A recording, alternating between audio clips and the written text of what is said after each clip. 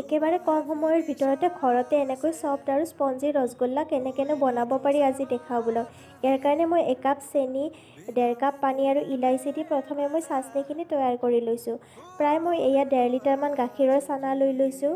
চানাখিনি ভালকৈ এনেকৈ হাতেৰে মুঠি একদম ছফ্ট হোৱালৈকে মুঠি লৈছোঁ। তাত মই অকণমান কৰ্ণফ্ল'ৰ দি দিছোঁ। কৰ্ণফ্ল'ৰ নহ'লে ময়দা দি দিব পাৰে। মোৰ ওচৰত ময়দা নাছিল বাবে মই কৰ্ণফ্ল'ৰ দি এটা ছফ্ট ডো এটা বনাই ল'লোঁ। তাৰপিছত এনেকৈ সৰু সৰুকৈ বলকেইটা এনেকৈ বনাই গৈছোঁ হাতেৰে।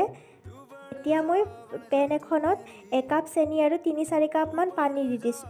এইখিনি বেছি মিঠা হ'ব নালাগে যিহেতু আগতে মই চাচনি বনাই থৈছোঁ। তাৰপিছত মই এটা এটাকৈ বলকেইটা এনেকৈ দি গৈছোঁ আৰু মই ঢাকন লগাই দিছোঁ। ইয়াত মই কৰ্ণফ্ল'ৰৰ পানী অকণমানো দি দিছোঁ, তেতিয়া মিঠাইকেইটা ভাঙি নাযায়।